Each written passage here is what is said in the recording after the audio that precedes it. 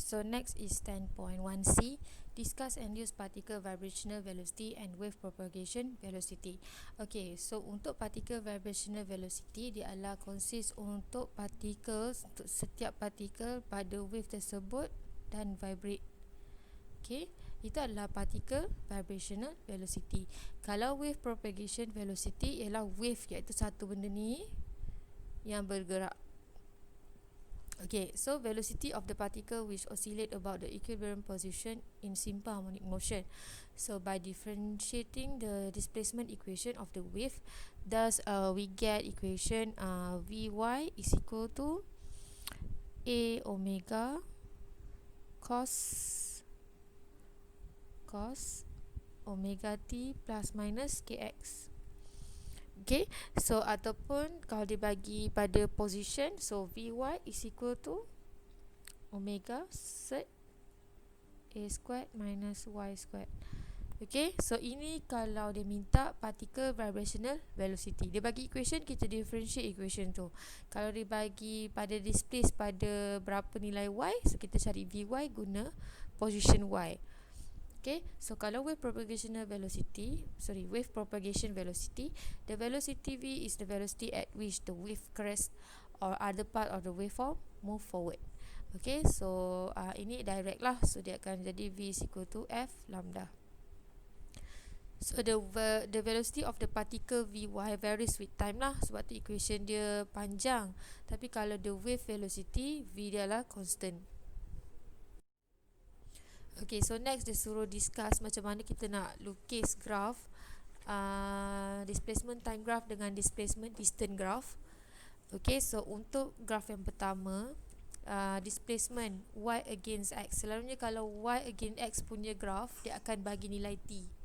Okay, so kalau kita tengok kat sini, y x t is equal to a sin omega t plus kx.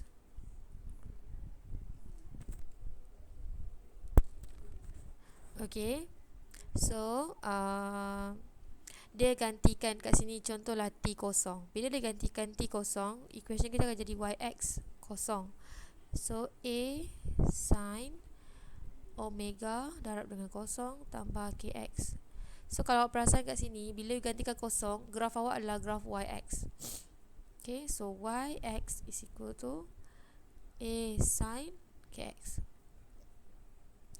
Okay, so graph yx is equal to a sin kx adalah graph yx lah. Y against x.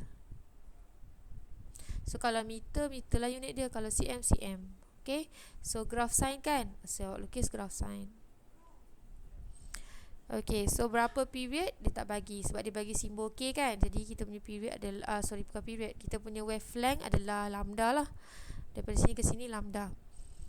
Okay, so ingat k sama dengan 2 pi over lambda. Alright, so next, ni kalau dia kata for the particle at t sama dengan 0.25 t. So equation kita adalah y x t is equal to a sin omega t plus kx. You just gantikan t tu dengan 0.25 t. Okay, so yx kita akan jadi 0.25 t. So 0.25 t adalah bersamaan dengan t per 4 kan. 0.5 t bersamaan t per 4. Maksudnya 0.5 dalam pecahan adalah 1 per 4. So a sin omega adalah 2 pi over t darab dengan t per 4.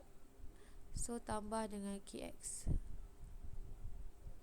Right, t dengan t kita boleh cancel. So yang tinggal adalah a sin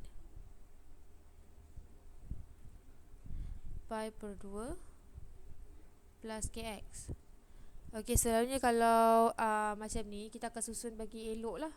So a sin, function ni kat depan lah, kx plus dengan pi per 2. Okay, so ni adalah graf yx lah. Okay, macam nak lukis ni? Okay, macam mana nak lukis? Alright, so you ambil balik graf asal ni. Okay, graf asal ni, okay, kan ada tambah kat sini. Okay, tambah ni bermaksud saya sebut pasal ni lah. Kalau you sebut pasal wave, wave akan propagates ke kiri. Kalau you cakap pasal axis akan ke kanan. Axis to the right.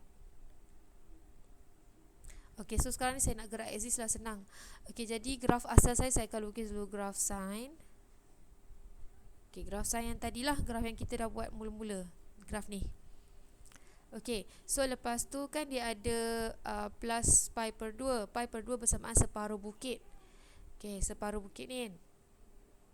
Okay, ni saya tanda je lah kot in case. Sekarang ni saya nak gerak axis. Axis asal saya kat sini. Saya nak gerak axis to the right. So sebanyak pi per 2. So to the right belah sini kan. Okay, pi per 2 sebanyak ni. Jadi saya nak gerak axis ni pergi sini. Axis tadi ni saya gerak pergi sini. Okay, so saya boleh padam lah axis yang saya tak nak tadi. Okay, so ni yang lama saya padam. Alamak. Okay, so dia akan jadi tadi yang ni lah kan, graf kita kan. Sebab saya dah gerak sikit, sebanyak setengah pi. So saya dah gerak tadi. Okay, so saya akan jadi graf ni. Saya akan lengkapkan dia jadi one complete cycle lah, macam tu. Okay, sini saya boleh consider sebagai lambda. Ini adalah y against x pada masa yang kita nak lah, iaitu lambda per pi per 2. So ni simbol biasalah, a negatif a. Okay, sebab ni a kan.